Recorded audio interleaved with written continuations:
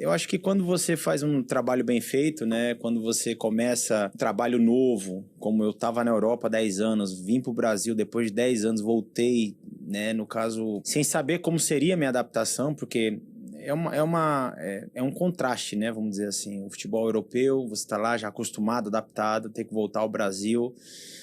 Lógico, para um time gigante. Juro pra você que eu sabia que era gigante, mas eu não tinha noção do que era, né? Hoje eu já entendo, já sei como é que é.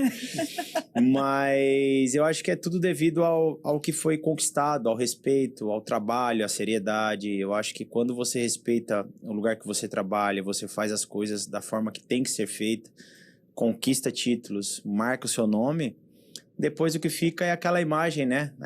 Daquele personagem ali que conseguiu passar pelo clube e conseguiu honrar o manto, né? Como os flamenguistas têm costume de dizer. Então, eu sou grato a tudo o que eu vivi dentro do Flamengo e fico muito feliz. O reconhecimento quer dizer que o trabalho foi bem feito. E quando eu terminou o meu contrato em 2022, né? No final, foi como se tivesse um dever cumprido, né? Aquela sensação, ó, meu dever foi cumprido. Não tenho rancor, não tenho remorso. Não acho que poderia ter sido mais um ano ou 2. Eu acho que foi o tempo que tinha que ter sido. Foi o tempo para a gente poder ter criado e conquistado o respeito da torcida. E, na verdade, um time que praticamente parou o mundo, né? Porque foi uma geração muito vitoriosa. Então, uma curiosidade que eu não sabia, que a gente falou até antes do programa, que você é do Rio de Janeiro, né? Nascido no Rio. Sou nascido. Ninguém só tenho ali o carioca, né? Na identidade ali, mas na verdade eu comecei a conhecer o Rio de Janeiro depois, quando eu já estava lá, né? Com um contrato assinado, vamos dizer assim. Sim. Meu pai trabalhava, né, na época no Rio de Janeiro. Eu nasci no Rio, fiquei um ano lá, fui transferido para São José dos Campos, depois eu fui para Maceió, morei um ano em Belém, voltei para São José dos Campos, morei em Belém. E aí voltei para Ribeirão Preto, que é a cidade da família do meu pai, da minha mãe, né? Quando meu pai se aposentou, nós voltamos para lá e foi lá onde tudo começou. Mas sou carioca, cara. Cara, interessante. Eu tinha sempre que você era do interior de São Paulo, nunca imaginei. Que interessante, né? E você foi viver tanta glória no Rio de Janeiro depois. Pra você ver. Tantos anos depois, né? A vida tem essas coisas. E você passou pelo Atlético Mineiro também, no começo da sua carreira. Passei, fui do Botafogo de Ribeirão. Em 2004 eu fui contratado pro Atlético Mineiro, pro Sub-20 do Atlético Mineiro. E aí, no final de 2004, eu já estava integrando já a equipe profissional do Atlético Mineiro, né? Sim. Que foi ali no final de 2024. E aí veio 2025, né? O Atlético foi para a segunda divisão, né? A gente foi rebaixado. Em 2006, voltamos à primeira divisão, sendo campeão da segunda divisão. Então, assim, o Atlético eu falo que foi uma escola espetacular para mim, porque eu vivi coisas ali muito cedo, né? Eu tive muita pressão, desconfiança, tudo que envolve um começo de carreira, eu passei pelo Atlético numa forma, vamos dizer, grande, porque o Atlético tem uma torcida também muito grande, uma torcida com muita pressão. E aí, automaticamente, eu tive também que passar por esses obstáculos lá, né? No ano de 2005, no caso, o rebaixamento. E eu voltei a jogar. Eu joguei um jogo no Campeonato Brasileiro da Série A em 2005. Tá. Esse jogo a gente estava ganhando de 2-0. E Fortaleza virou o jogo para 3-2. E eu fui o culpado, vamos dizer assim, diretamente a torcida encontrou o culpado, eu fui o culpado. Eu fui o culpado pela derrota.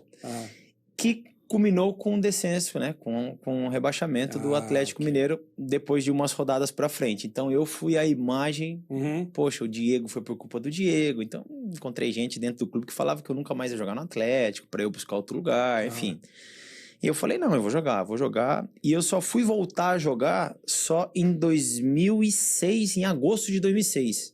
Tempão. Então, eu joguei o jogo em outubro de 2005, voltei a jogar só em agosto de 2006, com o Atlético já na segunda divisão, com o Levi Coupe. Sim.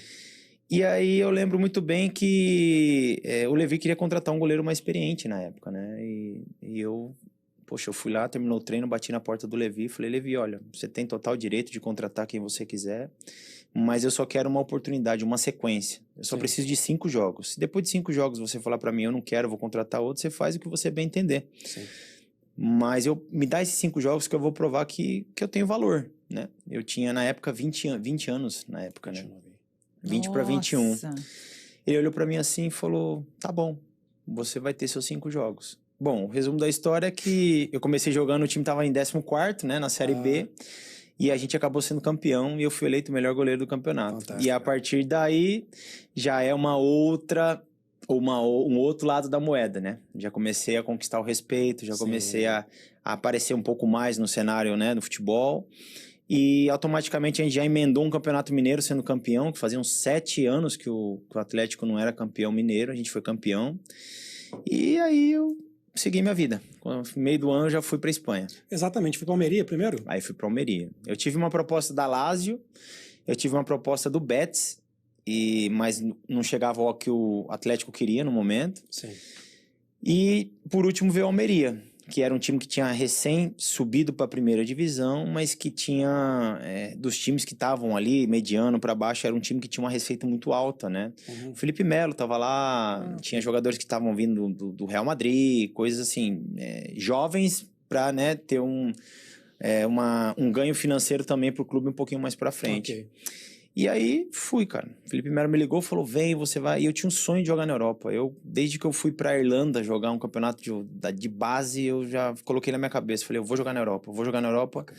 E eu fui muito cedo pra Europa. Eu fui com 21 para 22 anos, então... Você foi novão, cara. 21 Fui. 22. Nem falava a língua.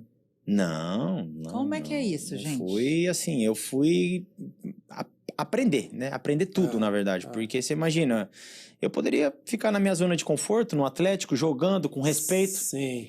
né, ganhando, porque a gente estava bem. Então, assim, era uma situação que eu falei, não, eu tenho que encarar. Era o meu sonho, é o meu objetivo. Você foi por sonho, por dinheiro, pelos dois? Então, na época, eu vou te falar, o dinheiro não era um pouco diferente do que é agora. Pra você ter ideia, eu era o goleiro brasileiro mais caro vendido naquela época. O valor era 3,5 milhões de euros. Nossa, gente. Irrisório comparado com hoje, né? Se eu não me engano, foi 2,5 milhões? Não, 3,5 milhões foi o que o Valência comprou. Acho que o Almeria me comprou por 2,5 de euro. E eu fui o goleiro brasileiro mais caro a ser vendido para a Europa naquela época. Entendi.